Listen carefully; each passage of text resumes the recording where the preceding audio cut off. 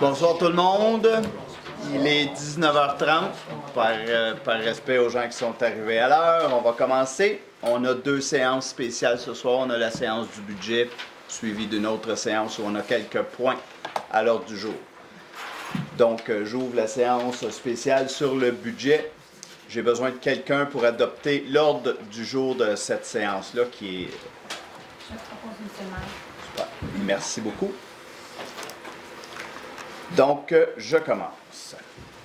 À chaque année, la préparation du budget comporte certains défis ou enjeux. Il peut s'agir de nouvelles obligations, de nouveaux services demandés par les citoyens, un nouveau dépôt de rôle comme l'an passé, une situation financière précaire qui affecte autant les citoyens que la municipalité. Le budget 2025 ne fait pas exception. Toutefois, la planification stratégique 2024-2030 nous a guidés dans la priorisation de nos décisions. On a quelques exemples. On a décidé de protéger notre environnement. On a besoin de faire des mises à jour sur nos infrastructures. On a regardé la qualité de notre offre de service. On a regardé aussi la qualité et la mobilisation de nos employés. Tous ces points-là ont influencé sur nos choix. Évidemment, la mise en service des ateliers municipaux aura un impact sur les chiffres que nous vous présenterons ce soir. Au budget 2024, nous avions prévu son intégration en mai 24, donc un premier coup avait déjà été donné. Parlant d'ateliers, voyons maintenant l'impact 2025 des ateliers. Les emprunts ayant été contractés en 2024, nous commencerons à rembourser le capital en 2025, un ajout de 97 500. Nous avions déjà prévu un paiement de 189 000 d'intérêt en 24. Il passe à 273 100 en 25. Une hausse de 84 100 pour un total de 181 600 $. Les frais d'opération, quant à eux, augmentent globalement de 14 000 car nous en avions déjà budgété en 2024. J'avoue qu'on avait budgété 8 000 $ de trop pour les assurances l'année passée. Comme promis, vous voyez maintenant le coût total des frais annuels de ce projet. Les ateliers génèrent des dépenses d'opération annuelles de 94 400 $, auxquelles on retranche 49 000 $ d'économies pour la location de l'entrepôt L'Expérieur qu'on ne fait plus et d'autres frais reliés à l'utilisation des autres entrepôts qu'on avait ailleurs dans la municipalité. Donc, c'est un coût net de 45 400 $. Quand vous avez fait la présentation au 1er juin 2022, on vous a présenté une estimation à 4 $ du pied carré pour un total de 72 000 $ et des économies de 35 500 pour un coût net estimé de 36 500. Donc là, notre coût net, il est de 45 400. Au niveau de l'emprunt, le taux d'intérêt utilisé pour les estimés était ceux de 2022, soit environ 3 %. On estimait alors le coût annuel à 310 500. Réellement, il se chiffre à 378 500. Vous verrez un petit peu plus tard, là, on va vous montrer l'impact sur le compte de taxes. Soucieux de maintenir la qualité au niveau des services auxquels s'attendent les citoyens, vous voyez maintenant les hausses des principales dépenses récurrentes. Donc, le contrat de déneigement a augmenté de 40 000 $. Les quotes-parts de la MRC ont augmenté de 33 500 $. La Sûreté du Québec a augmenté de 89 000 $. L'entretien et les réparations d'infrastructures de voirie ont augmenté de 30 000 $. Les salaires ont augmenté de 171 000 $, pour un maintien de service pour le total de 363 500. Comme je le disais en introduction, le Conseil a choisi d'ajouter des ressources afin d'amorcer quelques actions de la planification stratégique. Donc, on a un coordonnateur technique pour l'élaboration d'un plan de gestion des actifs, 75 000 $. Un col bleu responsable de l'entretien des bâtiments et 20 000 $, 2 étudiants en la voirie pour maintenir la qualité de nos installations en infrastructure, donc 45 000 plus 20 000. Et 19 200 pour le programme de reconnaissance des employés pour devenir un employeur de choix. Donc, un total de 159 200. Le budget 2025 se chiffre ainsi à 11 757 762 $ en hausse de 719 150, 6,5 par rapport à 2024. Vous comprendrez que les principales hausses et ajouts se chiffrant à 718 300 expliquent à quelques dollars près la hausse du budget. Vous voyez maintenant comment se répartissent la hausse du budget entre les 4 grands types de dépenses pour la municipalité. Salaire, incompressible, compressible et remboursement de capital, excusez-moi. Rappelons que des 330 000 de hausse de salaire, il y a 159 000 d'ajout de salaire, puis 171 000 en lien avec la convention collective. On voit ainsi que la répartition des dépenses entre 2024 et 2025 se ressemble pour les compressibles et pour le remboursement de capital, alors qu'un point de pourcentage s'est transféré des incompressibles au salaire. Si on regarde les tartes, les pointes de tarte, c'est ça que je vous dis, là, le 3,1 % salaire est rendu à 3,2,1. Il est important de rappeler que les contribuables qui sont desservis par les réseaux d'aqueducs et d'égouts sont les seuls qui payent pour ces services et pour le remboursement des emprunts de ces services. On parle plus couramment des secteurs. Bref, quelqu'un sur le chemin du lac Sauvage ne paye pas pour les emprunts de construction de conduite d'eau potable ou usée, ni les taxes pour le service d'aqueduc et d'égouts. Ce tableau montre les variations par secteur. Si on présente la SQ et les matières, résiduelles sur une ligne distincte, c'est parce que ces services-là sont taxés à la porte et non sur la valeur foncière. La baisse de 73 000 pour les matières résiduelles s'explique par la modernisation de la collecte sélective mise en place par le gouvernement en 2025. En résumé, Recycle Québec va payer directement la RITL pour la collecte des matières recyclables à partir de 2025. La facture de la SQ étant en hausse de 11 %, il faut donc s'attendre à une hausse équivalente pour cette taxe-là. Il reste alors 681 000 à répartir pour l'ensemble des contribuables avant l'application des revenus supplémentaires. L'entente avec le gouvernement du Québec amène une bonification du transfert d'un point de TVQ de 81 000 $. Il est où, là? Il est inclus dans le sourcil. OK, je voulais le voir. Ce montant est inclus, je m'excuse, c'est la phrase suivante, ce montant est inclus dans les subventions en hausse de 63 710.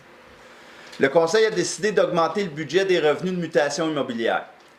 On croit que 2024, c'était un bon baromètre, puis on devrait atteindre les 600 000 tout le temps. Donc, on a mis 100 000 $ de plus en revenus de mutation pour passer de 500 à 600. Ces deux hausses réduisent la pression exercée sur la taxe foncière générale. De plus, les nouvelles évaluations provenant des nouvelles constructions ajoutent 127 000 en taxe générale. Mentionnons que le rôle d'évaluation est d'environ 1 440 millions et qu'un sou par 100 $ d'évaluation rapporte donc 140 000. 140 000. Pour favoriser le développement dans le noyau villageois, on a décidé d'augmenter le taux de taxe pour les terrains vagues desservis par des services d'aqueduc et d'égouts. Le taux 2024 était 2 fois la taxe foncière générale. Ça sera 2,5 fois en 2025. Cela va générer 22 800 de revenus supplémentaires.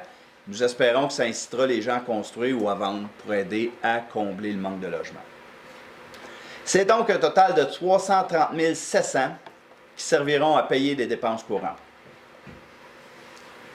Avant de passer au taux de taxe et les scénarios, je vais vous présenter quelques surplus que le Conseil a décidé d'affecter à certains projets et aussi à la réduction de la taxe en 2025. Donc, on a décidé de prendre 150 000 du surplus pour le mettre dans le budget. On a décidé de prendre 155 000 pour la dernière année de transition à la direction générale. Donc, Gilles Bélanger qui est en train tranquillement de se diriger vers la sortie. On va prendre ça dans le surplus. On a décidé de prendre 37 500 $ pour le 50 % du salaire de coordonnateur technique dans ce surplus. On a décidé de prendre 89 600 $ pour quelques autres projets qu'on sait qui ne reviendront pas. Donc, dans le général, 332 100 $ ont été pris. Dans le secteur égout, on a pris 30 000 pour le budget du secteur égout. On a pris 37 500 de surplus pour le salaire du coordonnateur technique, donc 50 en aqueduc, 50 en égout. On a pris 150 000 pour le service de la dette et la réhabilitation du terrain le long de la 117, pour un total de 217 500 pour les secteurs et pour le service de la dette.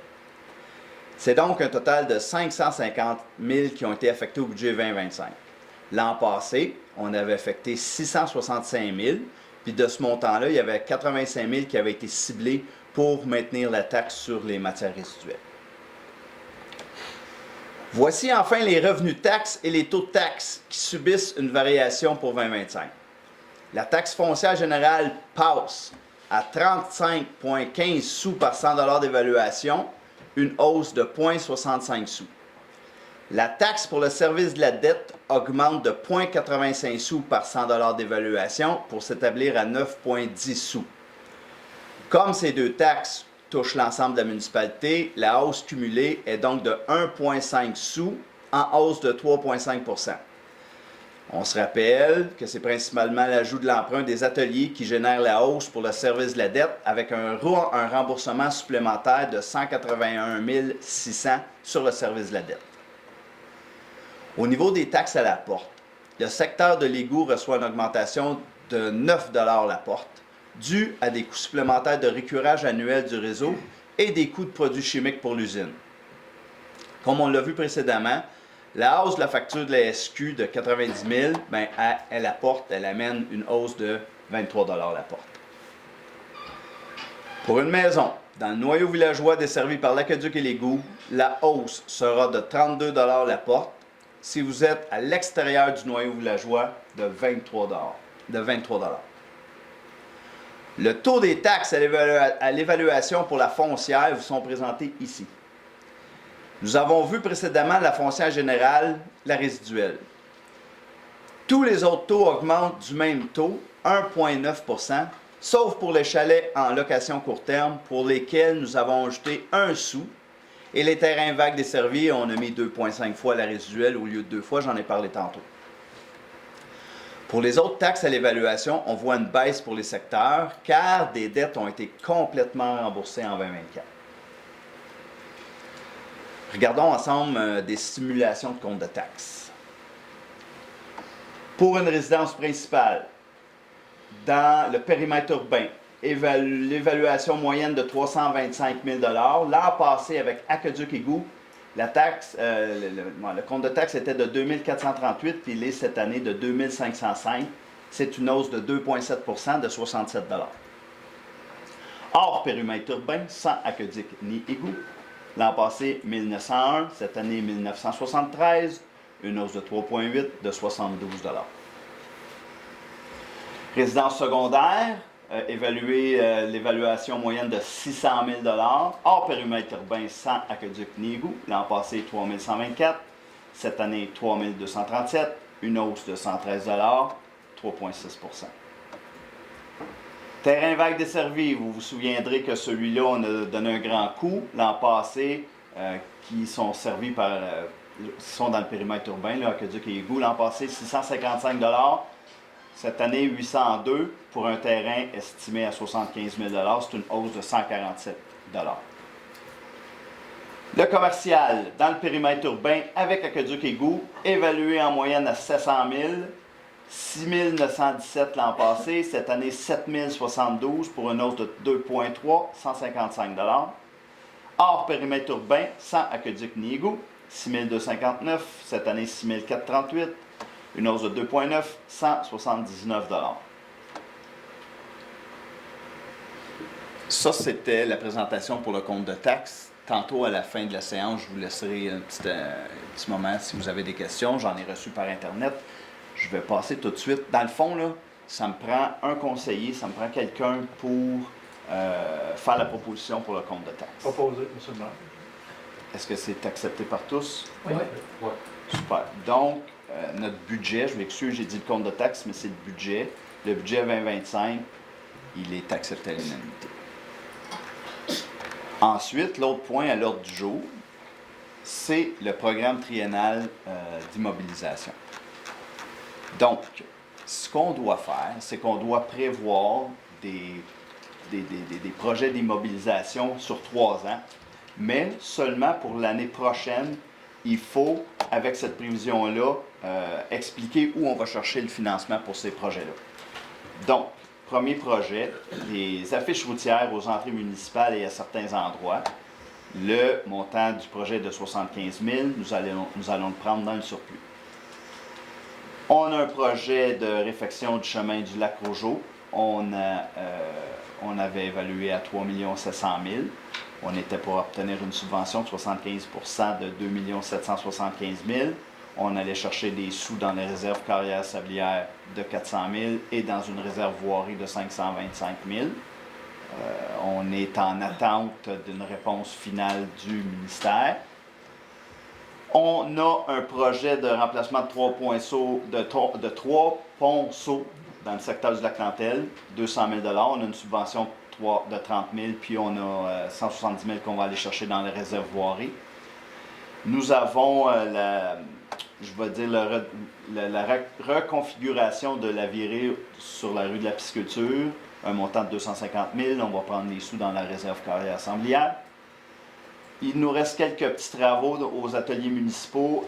Ils font partie de l'emprunt qu'on a déjà contracté, donc le financement va venir de cet emprunt-là. Et il faut remplacer la niveleuse, un montant de 600 000. On va faire un règlement d'emprunt pour ce projet-là. Il faut s'acheter un camion 10 roues, 450 000, on va aller chercher un emprunt. On va acheter une camionnette de 80 000 $, on va le prendre dans le fonds de roulement. On doit s'acheter une machine à pression pour les ateliers municipaux de 900 000, on va les prendre dans le surplus. 9 000. 9 000, je m'excuse. Merci pour ceux qui suivent. Conduite aqueduc-égout, rue Herville-Sud et rue principale, on a une subvention de 2 millions. Véhicules en urbanisme, 40 000, fonds de roulement 25 000, surplus 15 000. Et nous allons commencer la réflexion de l'aménagement. En fait, on a des travaux à faire pour des travaux techniques pour regarder comment est-ce qu'on s'en va ou on s'enligne dans l'aménagement du parc de la gare. 300 000 $, on va prendre ça dans le frais de parc. Donc, on a un budget de dépenses de 7 804 000 pour notre programme d'immobilisation. Pour 1,5 million, 1,15 million en emprunt, 4,8 millions en subvention, 105 000 fonds de roulement, 300 000 frais de parc, 99 000 surplus, réserve réseau routier 6,95, droit carrière sablière 650 000. Ça, ce sont les projets pour lesquels il fallait aller chercher les sources de financement. Je peux vous présenter nos projets qui sont planifiés. Est-ce qu'on va vraiment les réaliser? On verra au moment de faire la présentation du budget 2026 et on verra aussi où on va aller chercher les sous. Et on a toujours cette épée de Damoclès-là qui est au-dessus de notre tête. L'hôtel de ville a besoin d'amour, donc il faudrait regarder à embaucher des services professionnels pour les travaux de réfection de l'hôtel de ville. Nous sommes à léguer le chemin des Jardins à la municipalité de Montcalm. Il y a des travaux à faire de 800 000 $. On a des travaux à faire sur la rue principale de 300 000 $. Il faudrait remplacer le chargeur sur roue de 200 000 $ pour faire l'entretien des trottoirs. Et si nos projets l'an prochain, en 2025, nous disent qu'on peut faire une partie du parc de la gare, bien, il faudra faire la phase 1 du parc de la gare, pour un total en 2026 de 3 200 000. Comme c'est un programme triennal, 3e année, rue Saint-Faustin 800 000, rue Domaine-Lauzon 1 million, camion 6 roues 350 000, rétro-caveuse 311 000 et la phase 2 du parc de la gare 800 000 pour un total de 3 261 000 $. Ça me prend un proposeur pour le plan triennal, proposé par Réal. Tout le monde est d'accord? Oui. Super. Merci. Donc, je serai rendu à la période de questions pour le budget et pour le plan triennal. Je vous écoute.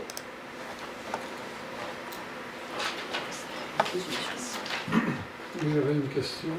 Oui. Il y a une diapositive sur laquelle on pouvait voir une augmentation du taux de taxe, d'après ce que j'ai compris.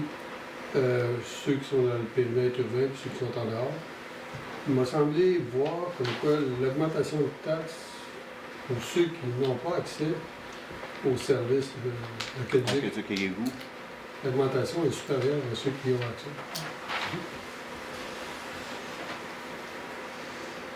C'est dur à comprendre, vu que tu n'as pas les services, là, mais... Ben, en fait, je vais juste vous ramener ici. Vous voyez, ceux qui ont des services d'aqueduc et d'égout, au niveau de la dette, il y a une baisse qui est là, en termes de service de la dette. Je vais m'assurer à ce que tu vois.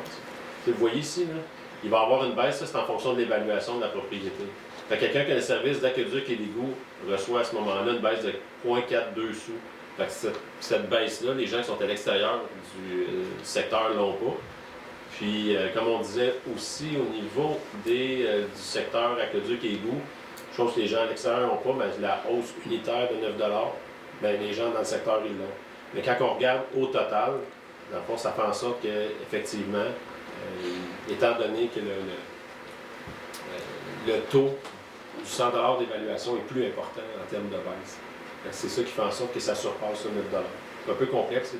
C'est technique, mais au bout de la ligne, c'est ce qui fait en sorte que dans le compte ici, il y a une différence d'à peu près 5 Excusez.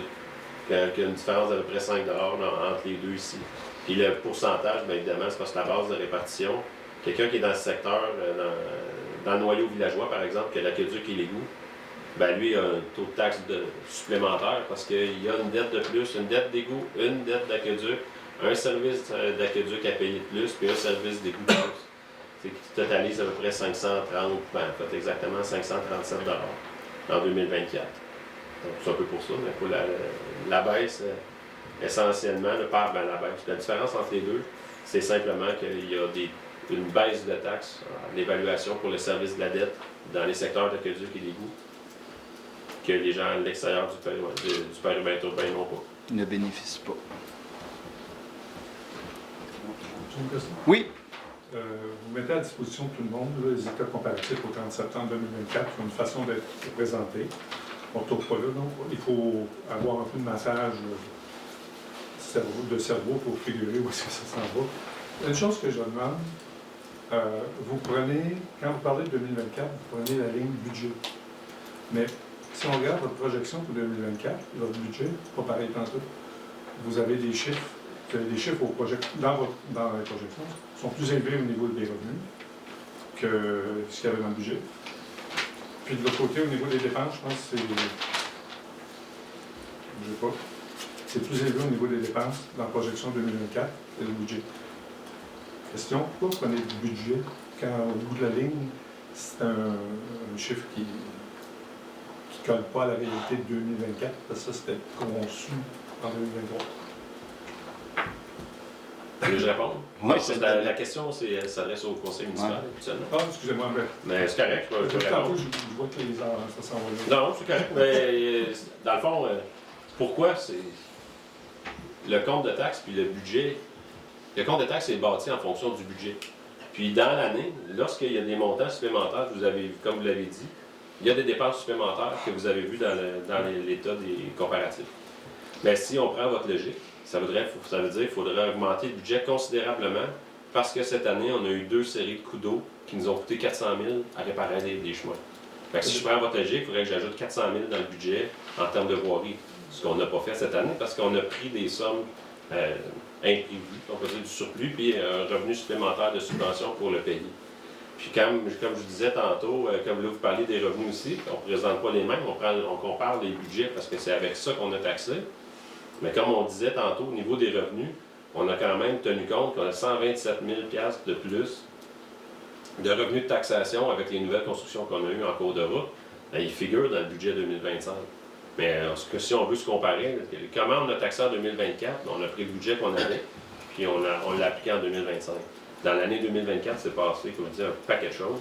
C'est au niveau des salaires, notamment. Si on a eu des employés par exemple, qui ont été en arrêt de travail, on a eu des départs, on a eu, on les considère, mais là, des employés qu'on a tous en place, on se dit, on a notre équipe incomplète, on met le budget de l'équipe complète qu'on a, mais je ne suis pas à l'abri d'un employé qui quitte, puis que 5 mois de temps, son salaire, si j'allais dire, on a une économie de son salaire, je peux pas le calculer ça nécessairement. Donc, c'est sûr que dans un cadre budgétaire, moi, je ne connais pas une municipalité qui fait son budget en se disant, ben je vais présenter aux citoyens, on s'en va là, puis on va finir l'année comme ça, puis on vous taxe de cette façon-là. Les municipalités vont vous présenter le budget, les deux budgets ensemble, puis le conseil va plutôt rendre des comptes à la fin de l'année 2024, lorsqu'on va présenter les résultats financiers et qu'on pourra expliquer à ce moment-là les raisons pour lesquelles on a fait un surplus ou on l'espère pas, mais un déficit. Est-ce qu'en principe, ce que tu dis en d'autres mots, c'est que tu nous présentes ce que nous, les résidents, l'impact que ça a réellement dans nos poches en le faisant de cette façon-là. Ouais. Si tu devais le faire de l'autre façon, ça ne serait pas juste. C'est-tu dans ce sens-là? Ben, ce qu'on dit juste, disons que ça serait biaisé. Ça ne représente pas la réalité parce que, comme Mathieu disait, il y a des imprévus qui sont arrivés qui font en sorte qu'on a eu des dépenses beaucoup supérieures à ce qu'on avait présenté au mois de décembre l'an passé. On ne veut pas taxer les gens sur ces dépenses-là qu'on ne devrait pas revoir cette année. Puis si on avait à faire des choix puis à dépenser, bien là, on se pencherait sur où est-ce qu'on va chercher l'argent, si c'est récurrent ou pas, puis dans l'objectif de taxer le moins possible les citoyens. Je peux donner un autre exemple. Par exemple, vous avez vu dans le PTI, là, il y a une niveleuse qui a été commandée, elle devrait arriver en janvier. L'année passée, notre niveleuse, la transmission a cassé. Puis, c'est pas des petites factures, là, c'est autour de 50-60 000 la réparation. Puis ça, c'est sans compter toutes les autres réparations qu'on a faites dessus. Mais là, on l'a remplacé. Si on prend la logique de dire, je vais prendre les projections de mon année, 2024, puis je remets ma niveleuse l'année d'après, et la niveleuse, elle flambe en neuve. En tout cas, ça nous coûte aussi cher que ça en réparation, je capote. Mais ça devrait pas, vous comprenez? C'est sûr qu'on n'a pas mis le même montant de dépenses au niveau des réparations de la niveleuse en 2025. On a considéré le fait qu'on a un nouvel équipement qui va rentrer. Fait que c'est un peu ça qu'on doit évaluer. Effectivement, si on y va tout le temps en fonction de ce qu'on a réellement au courant de l'année, un budget, là, tout le monde fait son budget dans la vie, mais à un moment donné, le steak coûte plus cher, puis les poivrons sont moins chers. Fait qu'on joue avec nos budgets, puis on essaie de rentrer dans notre argent. Puis si on perd notre emploi, ben à ce moment-là, on a moins de revenus. Nous autres, dans notre cas, ben, ça peut arriver des fois qu'on a moins de revenus que prévu, parce qu'on estime aussi des nouvelles évaluations qui devraient rentrer en cours d'année, des nouvelles propriétés qui se construisent. Donc on espère qu'elles vont arriver. Mais on fait beaucoup d'estimés dans tout ça. Puis, dans le meilleur des cas, on sauve de l'argent tout le temps, puis nos camions ne sont jamais brisés, mais la réalité, c'est qu'ils sont utilisés pour faire du déneigement, puis ils sont mis à rude épreuve, donc ils brisent. Malgré qu'on a probablement une super équipe aux travaux publics qui travaille bien fort, qui on sait qu'ils font bien attention à leur équipement. On vous a posé des questions, c'est le moment de les poser. Mais oui, si vous voulez poser les questions que vous avez envoyées, là, c'est quand même parfait. Encore dans la même chose, c'est le seul document financier qu'on a. Il y avait un surplus de 39 000 au niveau des projections 2024. La question était combien de ça vous allez prendre? Parce que M. le maire, vous aviez dit l'an dernier que vous aviez pris une portion de ça pour réduire l'impact de l'augmentation des compte de taxes. Ouais. Pas seulement du compte de taxes, mais aussi avec l'augmentation de 73 des valeurs immobilières. Donc, la question c'était combien vous avez pris? Je l'ai vu passer vite. Là. 150 000 du surplus pour les taxes générales, puis on a pris 30 000 en écoute. OK, donc vous avez pris sur le 339 000, 150 000 OK.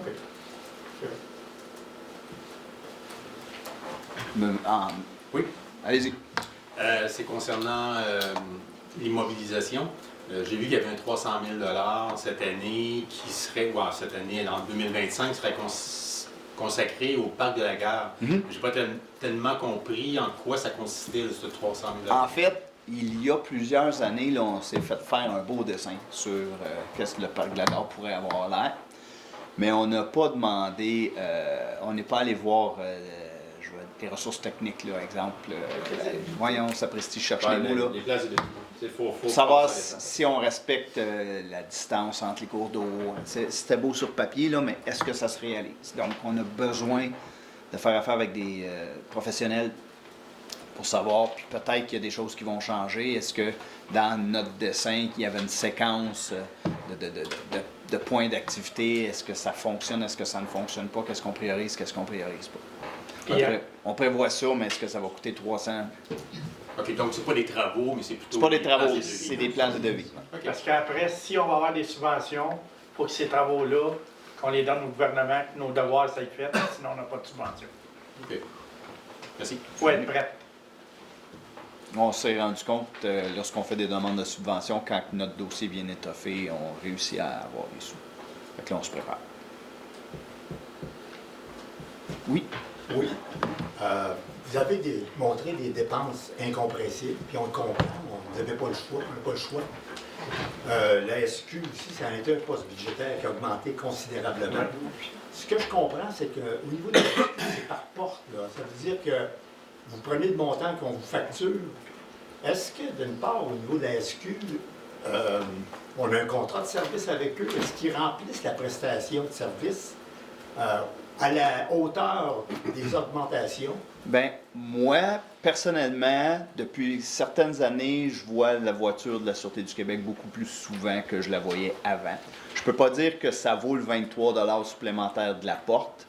Je peux dire que la plupart des municipalités ont une augmentation, puis la plupart des municipalités se trouvent sous-servies. Je n'ai pas l'unité de mesure, je n'ai pas le gabarit de mesure de la hauteur, de la valeur du service par rapport à la prestation qui est donnée. Personnellement, ça ne serait jamais suffisant, là. Puis, avoir décidé de la mettre à la porte, c'est parce qu'on se disait que pour une évaluation d'1 million, si on faisait un pourcentage, bien, son augmentation ne fait pas en sorte que cette personne-là obtienne plus de services que la personne qui a une maison de 300 000. Fait qu'on s'est dit le coup, il faut que ça soit à la porte parce que c'est un service, je vais dire personnalisé, là, mais pas personnalisé selon la valeur de la maison. C'est pour ça qu'on avait pris cette décision-là.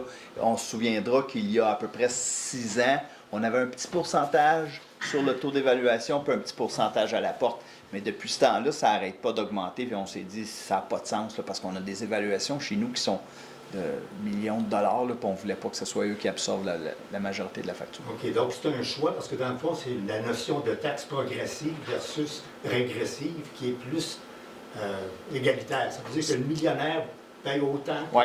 C'est ça, c'est Ouais. un choix que vous Ouais. avez fait Ouais. par rapport à ça.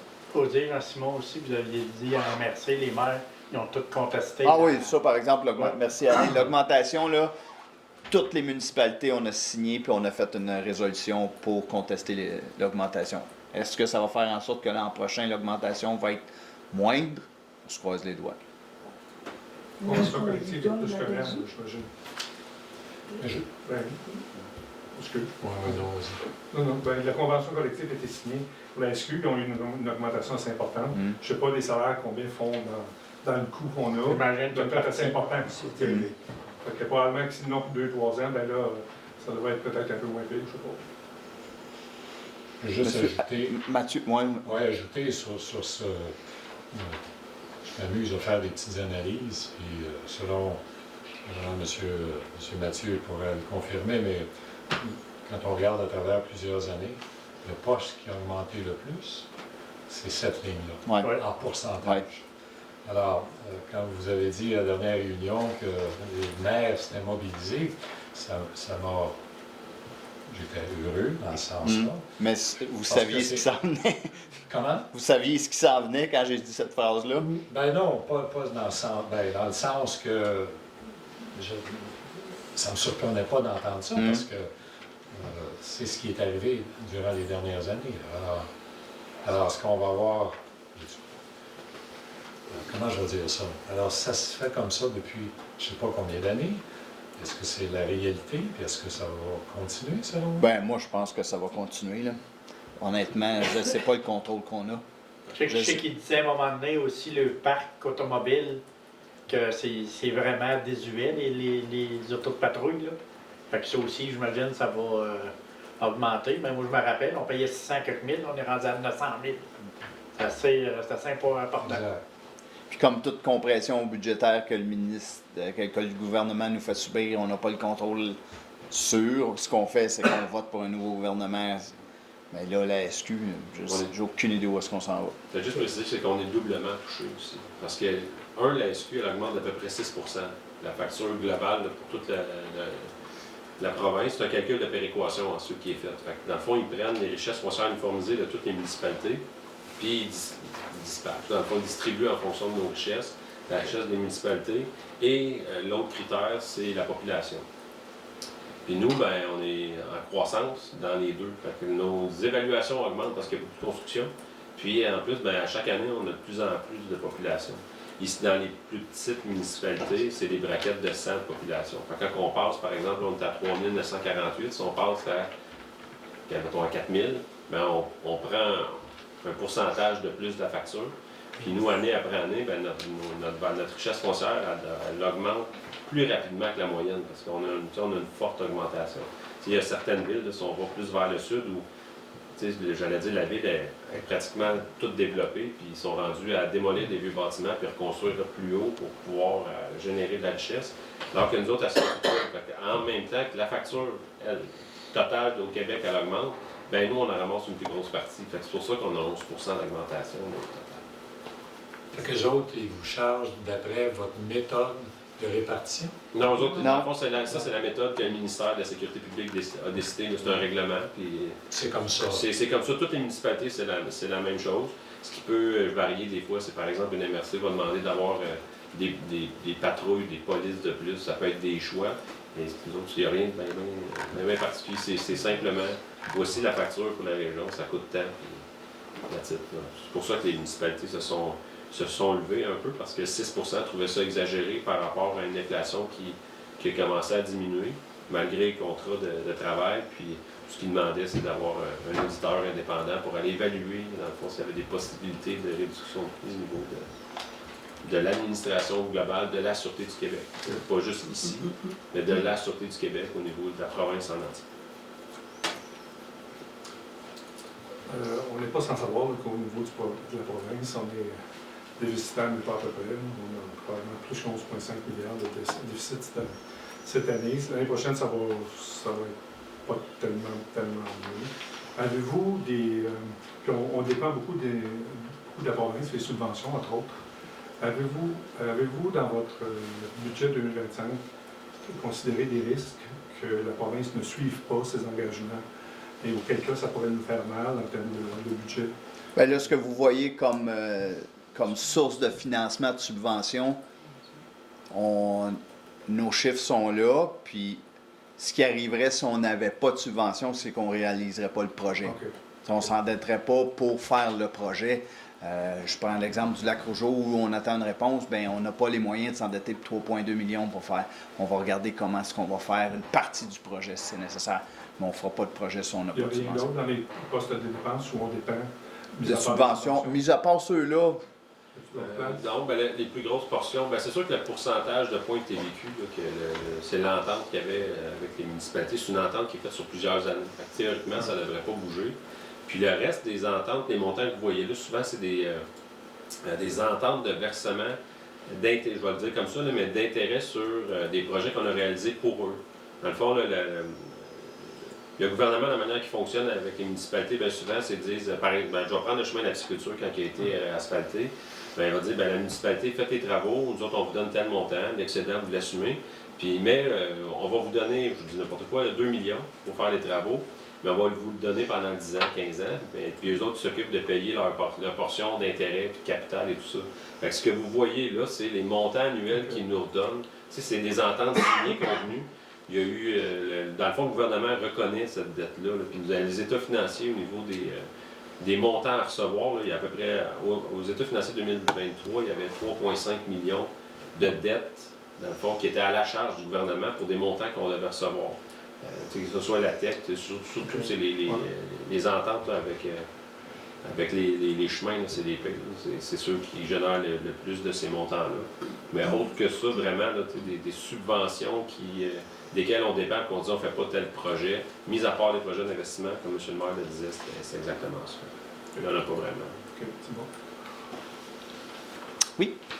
Alors moi, on en parle un peu, le niveau de dette. Alors, j'ai vu cette année, on a présenté beaucoup plus l'aspect dette et plan quinquennal. Alors, c'est une bonne chose parce qu'on voit que les chiffres sont quand même considérables.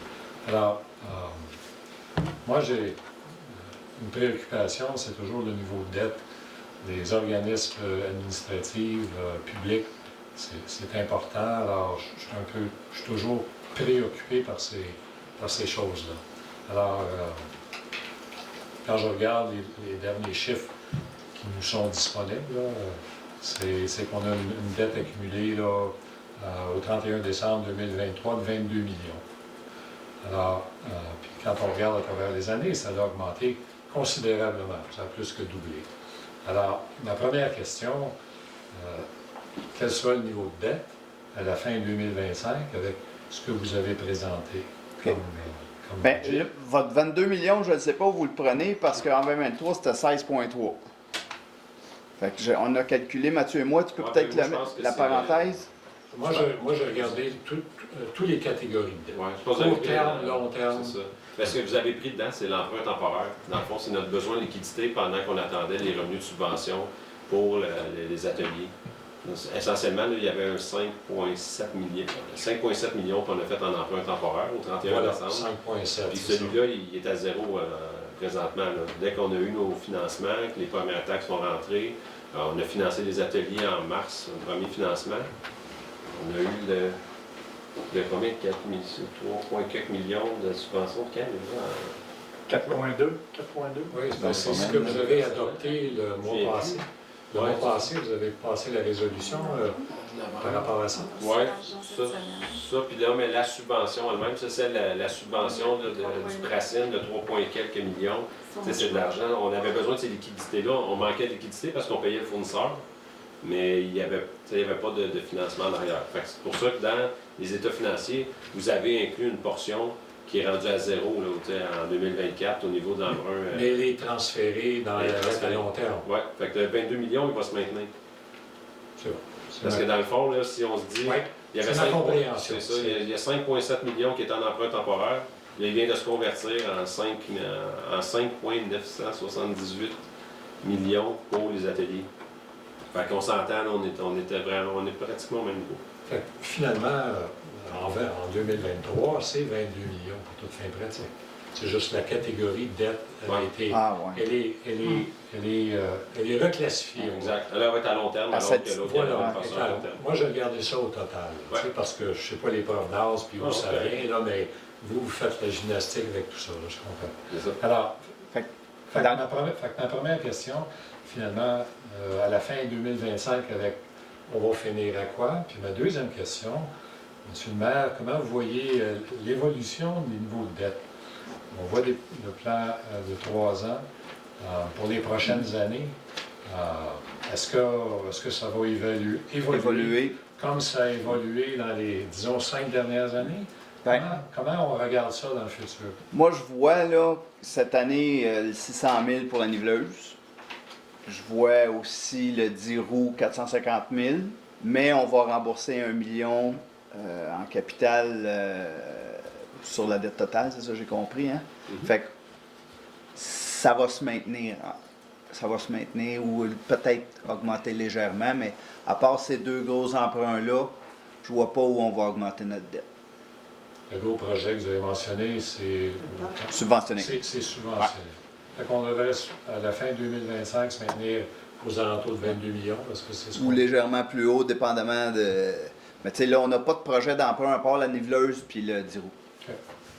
Puis si on regarde ça dans une Ben là, dans nos perspective- projets, dans nos projets, voyons, je vais le dire, d'immobilisation triennale, là, on n'a pas encore écrit où on allait chercher ces subventions-là. Puis honnêtement, quand on en place, je ne sais pas si vous vous souvenez des années précédentes, on en met dans les années suivantes, puis des fois ces projets-là disparaissent. Exact. Parce qu'on se dit, là, je vais dire comme ça, la capacité de payer des citoyens n'est pas au rendez-vous. Tu sais, dans un monde idéal, là, le Mont-Blanc, on est super content, là, la bâtisse, elle va être super belle, elle va frapper l'imaginaire, puis on va avoir un revenu supplémentaire. Bien, entre vous et moi, on a des travaux à faire sur plein de chemins chez nous. Fait que, est-ce que ces revenus supplémentaires-là, on va les convertir, on va les placer ailleurs, puis on va investir sur notre réseau routier? Je pense que oui. Est-ce que ça va nous demander d'emprunter un petit peu? On verra, mais on va faire des choix intelligents parce que c'est notre objectif à nous autres, ça a toujours été au mieux de s'approcher du taux respectable d'augmentation. Notre souci a toujours été de se rapprocher sur ce que nos citoyens étaient capables de payer. Fait que je vois pas où on s'en fait. va. Oui, c'est ça. Je vois pas où on dirait, là, ça prend un autre 20 millions. Là. Le gros projet, là, c'est nos ateliers municipaux. Ce sont nos ateliers municipaux parce que ça faisait des années qu'on en parlait. Puis on savait que c'était un besoin nécessaire. L'hôtel de ville, ça va pas bien, mais ça fonctionne. La Maison des Arts a besoin d'amour. On n'a pas pris de décision encore. On a un tennis qui doit être relocalisé. On va regarder si on est capable d'avoir des subventions, mais on n'a pas l'intention de s'endetter. Mais ça, c'est quand même, quand on fait la comparaison de plusieurs millions de dollars, c'est petit là, dans le sens propre. Ouais, on veut pas que ça soit lourd. Puis, juste une dernière question par rapport à ça, la vente de terrain pour proche de la 117, est-ce qu'il y a des hypothèses qui ont été considérées dans le budget 2025 par rapport à ça? On avait un rêve de le vendre puis de voir quelque chose construire là. Ça n'a pas l'air à vouloir lever. Donc, on est en train. C'est sûr qu'il va falloir se repencher parce qu'on avait des options. On se souviendra qu'il y a des gens qui sont venus nous voir et qui nous ont demandé si c'était possible de subdiviser. Au départ, c'était un non, mais à un moment donné, peut-être qu'on va réfléchir à dire oui puis en vendre une partie puis être capable de rembourser parce qu'on doit encore des sous sur ce terrain-là. Là. Mais notre objectif, c'est essayer de vendre nos terrains pour compenser aussi pour. Parce que là, on va regarder. On a un projet, notre garage qui est au lac Carré.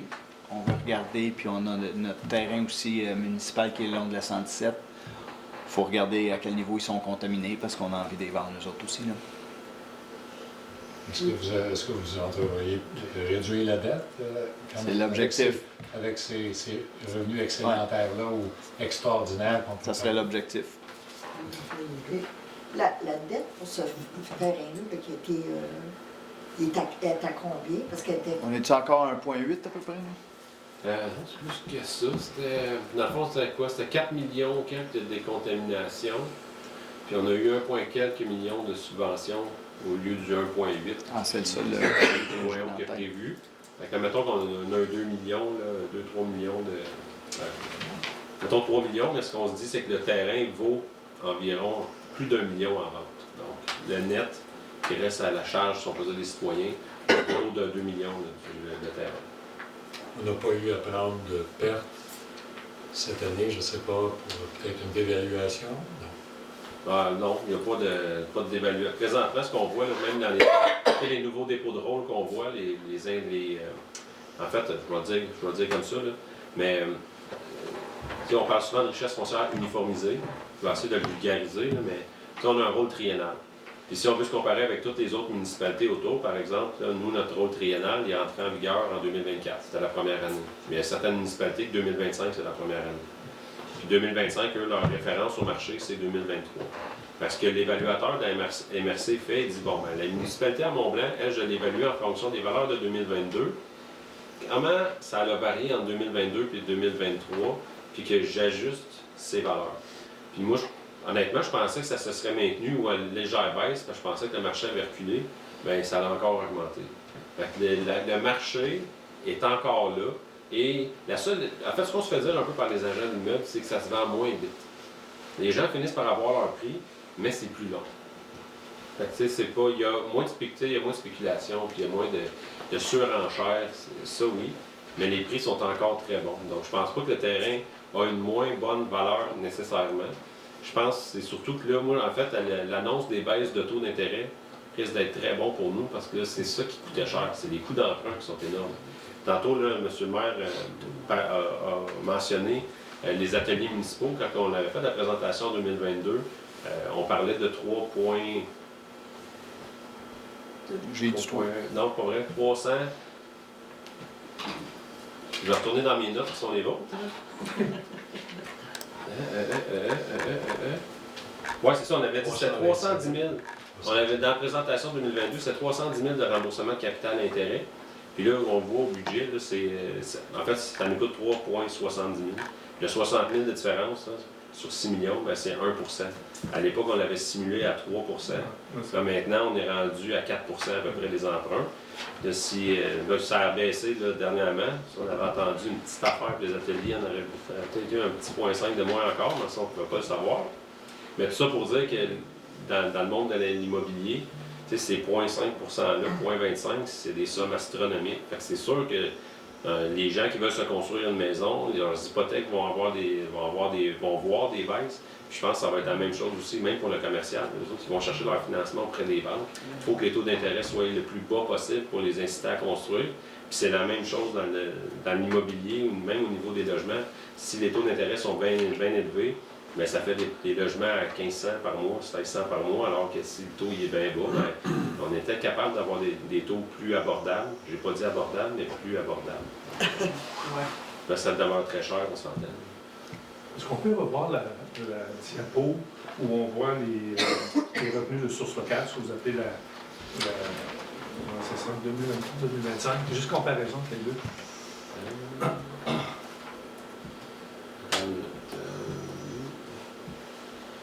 Là, ça, c'est les variations de taxes, surplus. Revenus supplémentaires ou juste le total des revenus? Non, en fait, ce que je veux voir, c'est on voit beaucoup de pancartes à vendre. Il y en a pas mal dans la municipalité. Vous avez mis sûrement une hypothèse de combien on va en avoir de ces revenus-là. C'est le deuxième revenu. Ah, quand j'ai dit 600 000, là, Ah, les mutations, vous parlez? taxe de Ben, mutation. en fait, je peux vous appeler dans votre état comparatif, là, les revenus de source locale. Ça doit Ouais. être là-dedans, j'imagine. Les impositions de droit. Bon, OK. Vous avez un montant qui est marqué là. Vous l'avez fait pour 2025. Ma question, c'est plutôt de savoir, ça, c'est très aléatoire parce que s'il y a un bon marché et ça se vend bien gros, on se retrouve des fois dans des années, on en a vu, des années où on a des surplus, d'autres années, on peut en avoir moins. En termes de risque, qu'est-ce que vous avez mis des choses, mais sur quoi vous vous basez pour dire, moi, ça devrait être pas pire? Ben, c'est parce que ça fait combien d'années que tu es là-dedans? Ouais. Ben, en fait, il y a plusieurs éléments. C'est sûr que les impositions de droit, les droits de mutation sont calculés en fonction de la valeur des immeubles. Fait que comme toutes les valeurs d'immeubles ont explosé, ben c'est sûr que maintenant les transactions sont toutes plus hautes qu'elles étaient avant. Puis ici, la municipalité, dans le fond, on a adopté le conseil a adopté un règlement il y a quelques années là, pour dépasser le taux maximum qui était permis à l'époque par la loi, puis on peut aller jusqu'à 3% dépasser le 1 million. Fait que ça a généré beaucoup plus de revenus. Mais à la base, c'est que toutes les valeurs sont tellement élevées que une petite maison, on ne voit plus de transactions de 200 000 pour une maison. Toutes les maisons se vendent à autour de 400-500. Fait que ça a fait en sorte que les mutations ont beaucoup augmenté. Fait que ça prend beaucoup moins de transactions pour atteindre notre revenu. Ça, c'est une chose. L'autre chose, ben, on voit la même chose que vous. Il y a beaucoup de pancartes à vendre. Autant qu'il y a des pancartes à vendre, ben, je me dis quand ça se vend, ça fait des revenus de mutation de plus. Puis, ben, on est tous un peu à la... nous autres, on est dans le milieu ici, puis on est à l'affût aussi des bonnes transactions qui risquent de se faire. On les entend. On sait aussi, par exemple, on prend le Mont-Blanc, il y a un paquet de condos qui sont en train de se construire. Vous avez fort probablement, ceux qui en cité, vous avez vu les PIA, les ci, les ça. Ben, quand il y a un condo, un 2 siplex, 12 logements qui vont se vendre à 400-500 000 à l'unité chacun, c'est pas compliqué de faire le calcul, qu'est-ce que ça coûte en termes de... Qu'est-ce que ça va amener comme revenu. Puis le Mont-Blanc, on sait très bien comment il fonctionne. Le Mont-Blanc, il en vend un, il en construit un. Il en revend un, il construit un. Fait qu'un coup, nous autres, c'est le même qui roule, puis ils n'ont pas l'intention d'arrêter. Fait que déjà, on est encore dans ce manne-là. Fait que je pense que le 600 000, il est raisonnable parce que c'est ça qu'on devrait avoir cette année. Puis moi, quand je dis, comme M. le maire le disait, quand on l'a évalué, on se trouvait que c'était une belle année baromètre. Donc, ça n'a pas été une année où les taux ils ont été très hauts, très bas. Ça a été une année assez, j'allais dire, assez stable. Il n'y a pas eu de grandes ventes. Par exemple, il n'y a pas un golf qui s'est vendu nécessairement en 2024. On n'a pas une station de ski qui amène des revenus extraordinaires. On n'a pas une pandémie qui fait en sorte que tout le monde se jette sur tout ce qu'il a acheté. C'est assez stable comme marché. C'est ça, Puis je pense que c'est ça qu'on est capable de prévoir. Là. Mais je suis d'accord avec vous. Demain matin, là, on tombe en récession, il n'y a plus rien qui se vend. Ben effectivement, mais c'est pas ce que vous avez mis dans le budget. Là. Non. Ben non, on s'est dit, le conseil a accepté d'ajouter. On a quand même été raisonnable parce qu'il y a des années que ça a été pas mal plus. Là. Je sais qu'il y a des municipalités, des fois, ils vont dire « Oh, mais un million, ils savent qu'ils n'atteindront pas ça. Mais ça fausse les chiffres au bout. Okay. Ou à l'inverse, ils n'en mettent pas assez, puis au bout de la ligne, c'est ça qui génère leur surplus année après année. Puis là, le conseil a décidé de s'approcher un peu plus. Je pense que dans les prévisions que vous aviez, il y avait, je pense que c'était 500 000 qui avaient été mis. Puis là, finalement, la dernière, quand on était vers la fin du budget, on regardait les dernières transactions qui rentraient, parce que ça arrive toujours un peu en retard, ces transactions-là.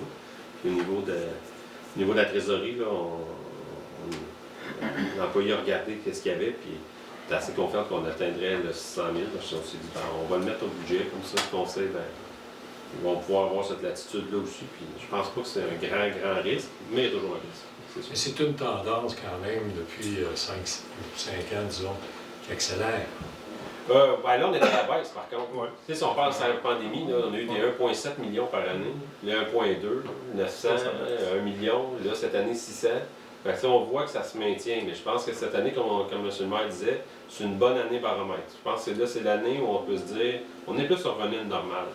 On n'a plus les grandes transactions qu'on voyait de résidences, que tout le monde achetait des résidences sur le bord de l'eau, qui étaient prêts à payer 500 000 là, pour un chèque à patate. Ça, on n'en voit plus de ça. Mais quand Ils ont on dit tout normal par rapport à 2019, ben, ça peut être 2019, sauf qu'en 2019, les valeurs de propriété étaient beaucoup moindres.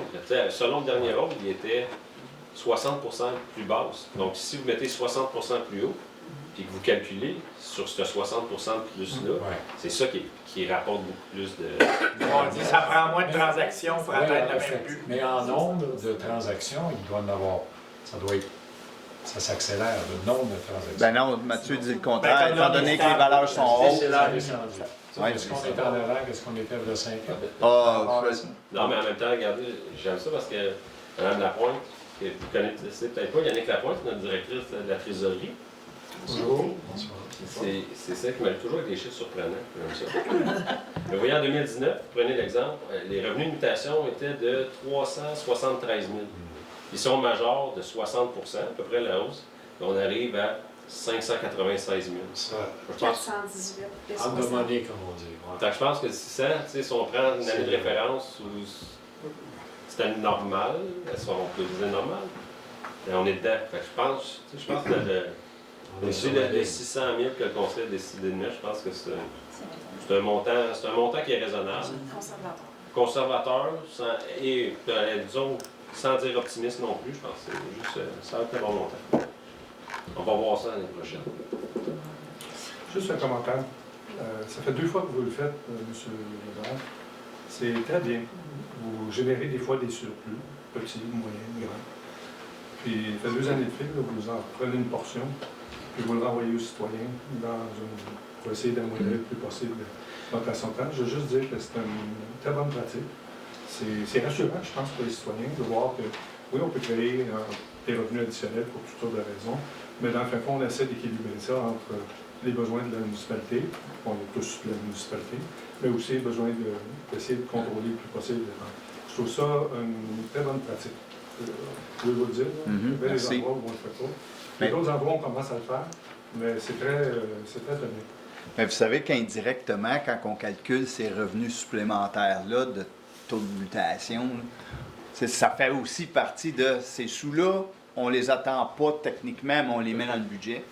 Fait que je suis toujours un petit peu frileux de dire on va payer l'épicerie avec nos économies, parce que l'an prochain, si on ne fait pas ces économies-là, il faut quand même payer l'épicerie. Mais là, ça va bien, on est capable de le faire. Fait que le conseil dit, ben on le fait, puis en espérant éventuellement qu'on ait des revenus supplémentaires qui nous permettent d'arrêter de le faire, puis de faire des... C'est peut-être faire des chemins, faire d'autres choses, mais en attendant, on le fait. OK, c'est bon. On veut tous que nos comptes de taxes restent le plus beau possible. Oui, mais c'est ça, M. Lozon, c'est le fun de voir qu'on utilise tous les moyens nécessaires pour essayer de faire ça. C'est bien, je trouve ça très bien. C'était là mon commentaire. Merci.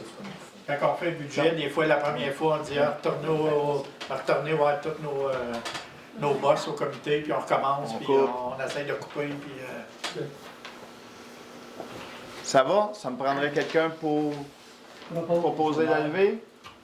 Super. On prend-tu 2 minutes de pause ou on enchaîne tout de suite avec l'autre?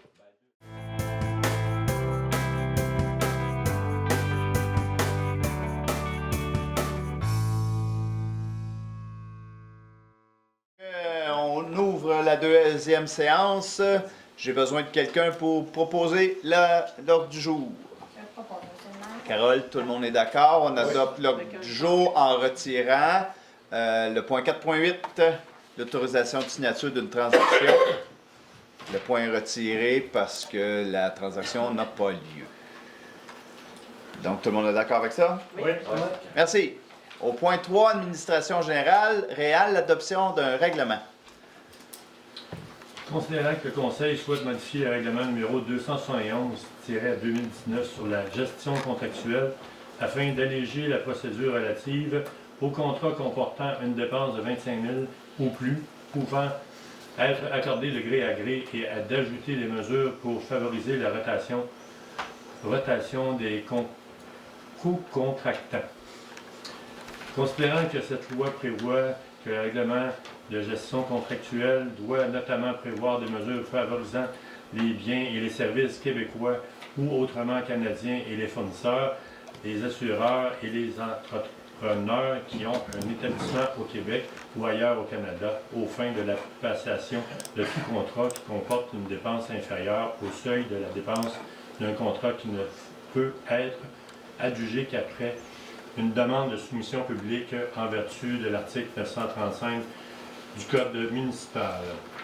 Considérant qu'un avis de motion a été donné au projet de règlement a été déposé lors de la séance du 3 décembre, considérant que les copies règlement ont été mises en disposition du public, je propose d'adopter le règlement numéro 271-3-2024, amendant le règlement 271-19 sur la gestion contractuelle afin d'ajouter notamment des mesures qui favorisent certains biens et services. Tout le monde est d'accord? Oui. Merci. 3.2, Michel, signature d'un bail. Considérant la demande d'aide du CPE de la petite enfance des rires, visant la recherche d'un local pour localiser temporairement 2 à 3 groupes d'enfants suite à l'incendie de son bâtiment au Mont-Tremblant, considérant que le code municipal autorise la municipalité à louer un de ses immeubles pour un centre de la petite enfance et qu'il y a lieu de signer un contrat de location à durée déterminée, le temps de permettre au CPE de procéder à la reconstruction de ces bâtiments, je propose d'autoriser le maire et le directeur général à signer le bail et à intervenir entre les parties, lequel est joint au présent pour en faire partie intégrante. Tout le monde est d'accord? Oui. Merci. Trésorerie réelle, l'approbation de la liste des déboursés et des comptes à payer. David Ridel, 120 504, stabilisation des talus au chemin des lacs. Normec, 119 744, premier versement de déneigement 2024-2025. Alors, je propose d'approuver la liste de déboursés ainsi que la liste des salaires du 21 novembre au 11 décembre 2024 pour le total de 617 598 et 74. Tout le monde est d'accord? Oui. 4.2, dépôt de la liste des virements budgétaires. Mathieu? J'en fais le dépôt, M. le maire. Merci. 4.3, réel, virement de crédit budgétaire et affectation. Considérant que les virements de crédit permettent de régulariser les postes budgétaires en insuffisance et de permettre un réaménagement du budget alloué en fonction des dépenses effectuées. Considérant que l'extérieur de ce cadre réglementaire, les virements et affectations proposés doivent faire l'objet d'une approbation du Conseil. Je propose de procéder au virement des crédits et affectations tels que détaillés au tableau préparé par le service de la trésorerie et dont copie et annexe à la présente résolution pour en faire partie intégrante. Tout le monde est d'accord? Oui. Merci. 4.4, Mathieu, dépôt de la liste des autorisations de dépenses. J'en fais le dépôt, M. le maire. 4.5, Carole, adoption du règlement décrétant les tarifs municipaux.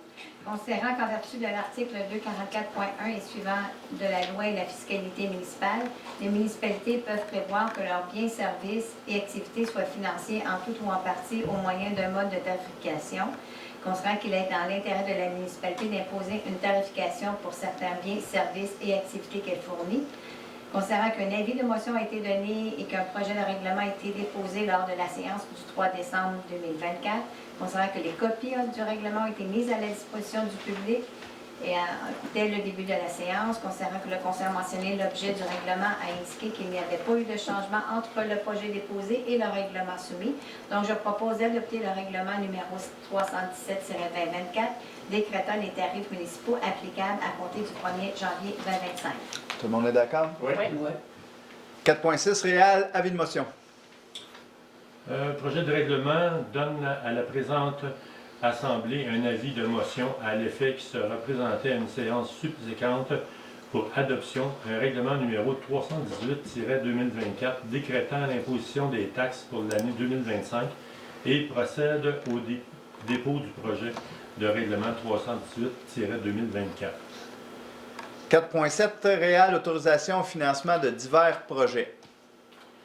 Considérant que le Conseil souhaite financer certains projets à même les surplus et fonds réservés.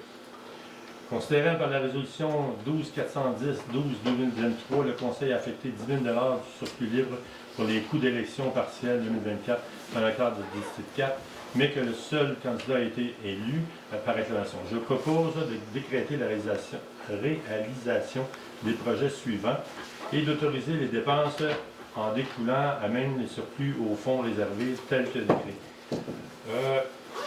Vous voyez qu'il y en a plusieurs, des installations municipales pour 50 000 $, salaire directeur général adjoint pour le reste de Gilles, 55 000 $. On pourrait aller aussi infographie, document urbaniste, 5 000 $. Un paquet de petites choses qui vont être toutes prises par le surplus libre, qui va totaliser. Attendez, veux-tu le total de ça? Ouais, attends, En bas, là. on va juste le monde lire un peu, tu vois. Donc, vous les avez dans la résolution, sinon vous en avez d'autres. Seuls les projets là, sont à l'écran, par exemple. Ça, c'est Donc, l'autre calculer liste. 57 500 de la surplus. Oui, mais ça, c'est pour le coordonnateur technique. Donc, c'est juste qu'on prend l'argent, c'est dans le surplus libre, dans le surplus... Descends ta résolution. Descends ta résolution, là. Descends ta résolution, tu vas le voir en bas. Le total du surplus libre. Total surplus libre, c'est 283 575. Surplus d'aqueduc, 63 750. Surplus d'aqueduc égout, c'est-à-dire 18 750. Frais de parc de 8 600. Droit de carrière sablière, 60 000. Qui donne un total de 434 675. Voilà. Question? Est-ce qu'on peut poser une question? On doit aller. Je vais juste la faire approuver. Est-ce que tout le monde est d'accord? Ouais. Je vous écoute. Alors, corrigez-moi, je me trompe, quand on parle de surplus libre, est-ce qu'on parle de surplus libre de des années 2024. antérieures? Des ouais. années antérieures? Oui, c'est 2024, là. 24 et antérieur. Et antérieur. Donc, Alors, 20, bon, juste laissez-moi penser. 337 000, c'est cette année, c'est ça? Puis, 337 cette année, plus il restait des surplus antérieurs non dépensés. Non affecté, effectivement. Non affectés. Alors, ça. Est-ce qu'il en reste des surplus après ce 434? Bien sûr. Mais t'es sûr? De combien? C'est sûr. Oui, 150 000. Ben, on les a. Grosso modo, là. Grosso modo, parce qu'il y a plusieurs. il y a ben, tu sais, dans le libre, mettons, là, il reste combien? C'est sûr qu'en aqueduc, puis en... C'est ça, pas Ben, dans le surplus libre, après toutes ces affectations-là, il en restait à peu près 125 plus le 3. Je dirais qu'il en reste à peu près 450 au total, en incluant le surplus anticipé 2024. OK. Fait que surplus accumulé, après ça, va être 150. C'est sûr, puis comme on disait, M. le maire a déjà donné l'exemple souvent. Si on a des. Quand il y a des tempêtes, des réchauds, etc., ça a coûté 400 000 cette année. Il faut quand même qu'on se garde un bas de laine, si on peut dire, là, pour une. Au cas où. Ben, j'aime ton bas de laine, là, il y a plusieurs années, là, alors que M. Poirier était maire, là, on se gardait toujours un bas de laine de bas de laine. Là. Fait qu'on avait toujours un 250 000 qu'on mettait de côté, parce qu'au début, c'était le bas de laine 125 000. Puis après ça, on disait, ben, on va en garder un deuxième. Mais là, ce qui se passe ces temps-ci, ces dernières années, on n'a même pas besoin de se dire on se garde un bas de laine d'un bas de laine parce qu'on arrive à la fin de l'année et on en a toujours un bas de laine. Urbanisme environnement, Alain 6.1, signature d'un protocole d'entente. Considérant que la municipalité, par sa résolution 12-835-12-2024, a approuvé le projet de lotissement majeur du requérant, considérant que la municipalité acquérera le lot projeté à des fins de parc et terrain de jeu, considérant que la municipalité est favorable à ce que le projet se fasse en 2 phases, considérant que le projet de mise en place de services publics porte sur une partie du lot existant, je propose d'autoriser le maire et le directeur général à signer le protocole d'entente pour en faire partie intégrante. Tout le monde est d'accord? Oui. Oui. 7, sport, loisirs, culture. Michel, 7.1, conclusion d'un protocole d'entente. Considérant que le protocole d'entente établissant les modalités d'utilisation et de financement par lequel Domaine Bellevue met à la disposition exclusive de la municipalité a été négocié et qu'il y a lieu de procéder à la signature du protocole d'entente couvrant la période du 1er janvier au 31 décembre 2025, je propose d'autoriser le maire et le directeur général à signer le protocole d'entente préparé par les services administratifs municipaux en collaboration avec les représentants du Domaine Bellevue, dont copie est annexée à la présente résolution pour en faire partie intégrante. Tout le monde est d'accord? Oui. Merci. 7.2, Michel, adoption de la politique visant à encourager l'activité physique et le développement culturel de notre jeunesse. Considérant qu'un complément à l'entente a été conclu avec la Ville de Mont-Tremblant pour l'utilisation de ses infrastructures de loisirs et de culture, la municipalité souhaite offrir un support financier à ses citoyens afin de favoriser l'accès à certaines activités physiques ou culturelles qui ne sont pas offertes sur le territoire Mont-Blanc ou de Mont-Tremblant, et que les modalités et conditions de remboursement sont décrites dans la politique rédigée par les services administratifs. Je propose d'adopter la politique visant à encourager l'activité physique et le développement culturel de nos citoyens pour l'année 2025, dont copie est jointe à la présente résolution pour en faire partie intégrante. Tout le monde est d'accord? Oui. Merci. 7.3, Carole, octroi d'un contrat.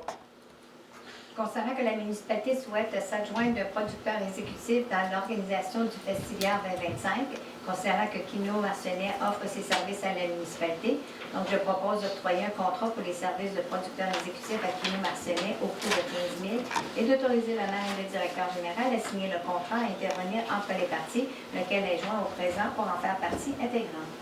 Tout le monde est d'accord? Oui. Merci. Point 8, période de questions. Est-ce que ça a été, justement, sur le dernier point, est-ce que ça a été rentable, la festivière? C'est jamais rentable, le festivière. C'est jamais rentable. C'est une dépense. Ça nous coûte. C'est un loisir. Ah, OK. On fait pas ça pour faire de l'argent. C'est bon. On essaie de minimiser les coûts le plus possible. Là. Ouais. Ça dépend des rentrées aussi. Je sais que les gens buvaient de la bière ici. non? Ouais, mais pas assez pour nous rembourser. Il faudrait la vendre. Si on la vendait, peut-être que ça serait rentable, mais là, c'est parce que c'est les brasseurs qui la vendent. Mais tu sais, c'est un peu comme notre patinoire, là, tu sais, c'est pas rentable, c'est les loisirs. Mais d'un autre côté, c'est très, comment on dirait, c'est très logique par rapport à autre chose où on investit dans la santé physique des gens. Oui. On leur permet d'avoir ça. Fait que dans l'autre base, vous avez un festival qui est complètement, là, ça défonce tout. C'est très, très, très bon par rapport à dire aussi, on veut avoir une population en santé, on les envoie toutes faire autre chose. D'un sens, c'est pas si mauvais que ça. Mais il faut considérer la santé mentale des gens. Oui, C'est une bonne affaire, ça. Est-ce que le centre de ski Mont-Blanc a un rabais pour les citoyens? Bon, on en avait un à l'ouverture du ski de soirée, là, mais non. Non. Mais il y a fait ça aussi les dimanches à 20 $. Oui, Je sais ben, pas ouais, si 20 c'est $, je pense, les 20 dimanches. les dimanches, là, si jamais vous voulez faire du Ski soirée. En tout cas, Ski de soirée. c'est 20 $ pour la soirée. Mais c'est pas particulier C'est pas- pour les gens. Bon, c'est pas- C'est Non, tout le non, monde. non, C'est pour tout le monde. Exactement. Moi, ce que je peux dire, c'est à travers quelques années, depuis les nouveaux propriétaires, c'est plus rentable pour le skieur. C'est moins cher qu'on a plus. On a ski de soirée, puis on a plusieurs choses. Là, alors, ça s'en va dans la bonne direction. Là. Ça prend un proposeur pour la levée de l'Assemblée? Mais vous savez, dans l'ancien temps, M. le maire, je voudrais juste faire C'est quelle année, ça, l'ancien temps? Vous savez que moi, je peux parler de l'ancien temps. On finissait ça, vous savez, par un petit apéro. Hein. Non, c'était plutôt un digestif, là, et c'était bien apprécié.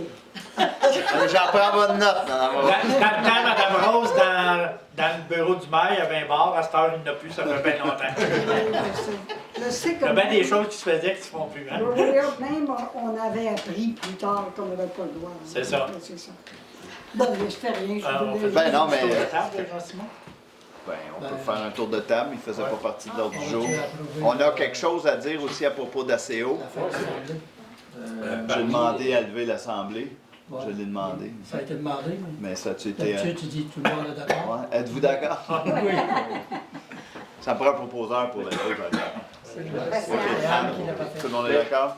Mais on peut faire un tour de table après pour souhaiter des bons vœux puis tout, là, c'est sûr. Là. Ça serait important de souligner le travail de l'administration qui nous aide beaucoup à prendre des décisions éclairées. Mais tu sais, Mathieu, tu es un très bon vulgarisateur. Là. Si tu n'étais pas là, je serais là en boîte. Et la petite nouvelle, vous ne l'avez pas vraiment présentée officiellement. Ben, je l'ai présenté tantôt, Oui, à mais- point. C'est terminé. C'était- C'est terminé. Je le sais, mais je voulais que ça soit plus officiel. Madame Rose, elle ne veut pas qu'on parle de sa vie privée, fait que. C'est une joke. Mais au moment... Yannick, elle s'est joint à nous dans l'année quoi, 2023. Au mois de mars, je vais commencer ma 3e année. C'est son 2e budget cette année.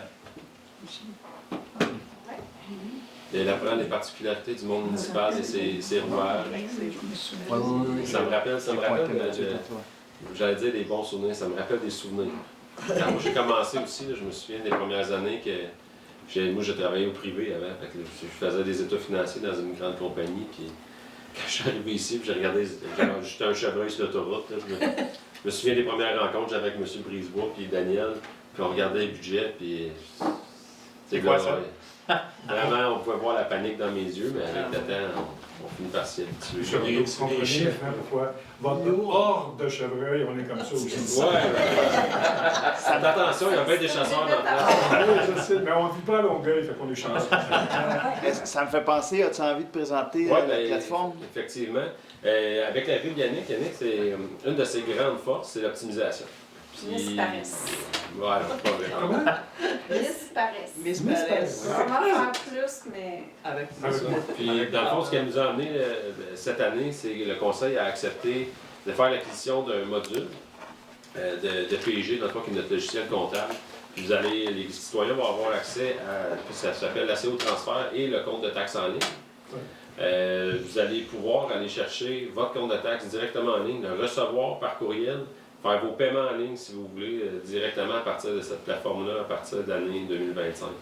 Il y a déjà l'information qui va être sur le site Internet dès demain, puis vous êtes un peu notre groupe test, puis les gens qui vont regarder la vidéo s'ils veulent, mais c'est vraiment plus à partir de 2025. Dans le fond, on va faire la publication dans l'InfoStin, le compte de taxes sur notre Facebook, puis il y a même on prévoyait une soirée, journée, etc., là, que les gens pourraient venir ici pour se faire assister, pour pouvoir bien le paramétrer et le configurer. Parce que pour l'avoir déjà utilisé ailleurs, là, je sais que c'est pas évident au début là, quand on veut l'implanter chez soi là, pour pouvoir le recevoir. Mais je trouve que le conseil a une super bonne idée avec ça parce qu'en même temps, vous voyez les problèmes de poste qu'on a présentement. Nous, si ça avait eu lieu en janvier, on n'aurait pas trouvé ça drôle pantoute parce que ça voulait dire qu'on ne pouvait pas envoyer les comptes de taxes. Alors qu'avec ACO, ce que ça permet de faire, c'est quand on crée le compte de taxes, ça vous l'envoie par courriel. Fait que, on est vraiment dans une ère où on doit s'en aller vers le numérique, chose que Yannick elle nous amène beaucoup et qu'on apprécie. Chose que l'aide de ta poste, je trouve un peu moins drôle parce que ça leur fait moins de revenus, mais il faut s'en aller vers ça. Juste une question, écoutez, je me posais ça quand vous avez présenté le budget. 2024, il y a eu bien des gens qui ont eu des problèmes d'arriver avec les deux bouts.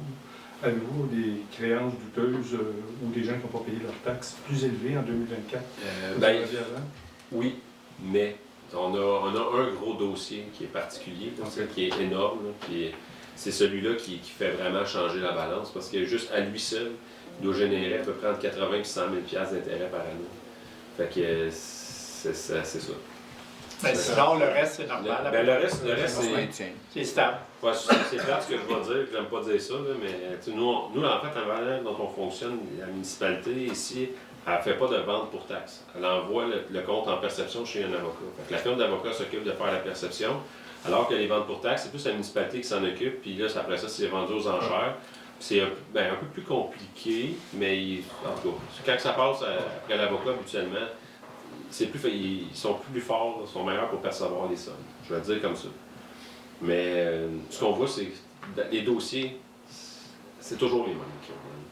Puis il y en a plusieurs à qui on parle, puis on sait qu'ils ont les moyens, c'est juste qu'ils sont négligents, puis il fait, tu sais, ils payent pas, on envoie les lettres, etc. À un moment donné, on l'envoie chez l'avocat, puis ça nous écœure parce que le surlendemain, l'argent rentre quasiment. Fait que ça, on va dire, c'est pourquoi tu payes, tu sais, au bout de l'année, en plus, ils payent les frais. Là, et ici, les intérêts, c'est 15 plus 5, je pense, 15 par année, plus 5 de pénalité par année, total, ça peut faire 20 il y en a que c'est comme ça, il y en a, puis il y en a que je dis pas par contre qui ont de la misère à arriver. Là, puis on est aussi dans une municipalité où le tourisme est bien fort. Fait que, les années où on a un mauvais hiver, puis les gens n'ont pas fait beaucoup d'argent parce qu'il n'y a pas eu beaucoup de skieurs, ça, on peut s'en ressentir.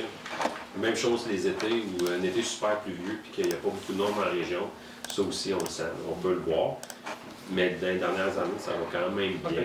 Mais comme je dis, c'est pas mal toujours les mêmes dossiers qu'on voit. Puis les classiques, là, les gens qui viennent de très loin, d'outre-mer, puis qui oublient de payer, ils achètent une résidence, ils ont oublié, là, puis là on est en cours après, puis ça c'est compliqué pour rien. Mais avec ACO, on espère qu'on s'inscrit, puis qu'on ressort, qu'on a taxe en ligne, payer en ligne aussi, ça serait merveilleux. Le gros dossier que tu parles, je pense que tu as mentionné, on pensait à quelque chose, c'est un dossier judiciaire. Là. Ah, ben pas nécessairement judiciaire, c'est un dossier de taxe. C'est un dossier de taxe qui était dans la liste des personnes endettées déposées au mois de novembre. On vous souhaite Juste une petite question concernant le Mont-Blanc, l'hôtel. Est-ce qu'il y a des pourparlers avec ça? Oui, ça avance. Mais quand on aura quelque chose à présenter, on le fera. Ça avance. On a eu une belle rencontre dernièrement. Comprennent qu'est-ce qu'on a mis en place, leur attitude a changé, c'est positif. Est-ce qu'il y a un droit de mutation sur ça? C'est déjà fait, je pense. Ah, Quand il a acheté M. Robertson. C'est déjà fait. Bon. Moi, j'avais un petit point. Vas-y. On nous manque un membre au CCU. Des fois, si vous connaissez quelqu'un, il manque une personne. Moi, je veux vous souhaiter une bonne et heureuse année. Oui, vous autres En santé, bonne année. Vos belles gens que vous appréciez, qui vous sont chers, profitez de la belle température parce qu'il va en avoir ça, parce que plus aujourd'hui qu'il va pleuvoir tout l'hiver. Moi, je voulais juste vous parler de la programmation d'hiver, des activités aussi, vu qu'à cause de la poste, naturellement, ça ne s'est pas rendu par la poste. Donc, d'aller sur le site pour aller le consulter aussi. Puis, si vous pouvez le partager aussi sur Facebook à des amis, parce que là, on ne peut pas. Je pense que ça va se régler la poste, mais de toute façon, l'envoi ne sera pas fait de toute façon. Il n'y en aura pas cette année. Il n'y en aura pas. C'est bon. On aimait ça, pas de poste, on ne recevait pas de compte. Nous autres aussi. Ils vont tout arriver en même temps. La dernière chose, là, vous allez voir, ça va sortir dans l'infosphère, mais au niveau de la collecte des matières résiduelles, je sais qu'on est bien attaché à nos poubelles. Juste faire attention, ceux qui sont dans le secteur est de la municipalité, là, aux poubelles, habituellement c'est le mardi. Puis au lieu d'être le 31, il n'y a pas de collecte le 31, elle est devancée au 30. Habituellement, ils le font plus tard. Si vous voulez sortir plus tard, c'est pas grave. Mais là, si vous les sortez à la date prévue, ils ne seront pas collectés, ça va aller au mois suivant. Fait que, tout de suite, je sais que les poubelles, c'est souvent celles qui se remplissent vite pendant le temps des fêtes, parce que c'est un visite et tout ça. Fait que soyez vigilants, suivez. Ça va être sur l'infostin, ça va être sur l'afficheur numérique. Il y a un infostin spécial poubelle qui va pouvoir être envoyé. Non, pour vrai, fait que, je vous le dis, mais passez le mot, là, si vous voyez que vous connaissez des voisins qui n'ont pas sorti leur bac, c'est le temps de leur dire, parce que nous autres, ça va nous éviter des appels, puis les autres vont être fâchés, puis en plus, on va être fermés pendant le temps. C'est quoi le secteur Est? Peux-tu nous dire? Le secteur Est, c'est à l'est, dans le fond de la 117. De ce côté-ci. Ici, la 117. Oui, essentiellement, c'est le truc qui séparait le côté Est et Ouest. Ben, si votre collègue de poubelle, habituellement, c'est le mardi, c'est vous autres.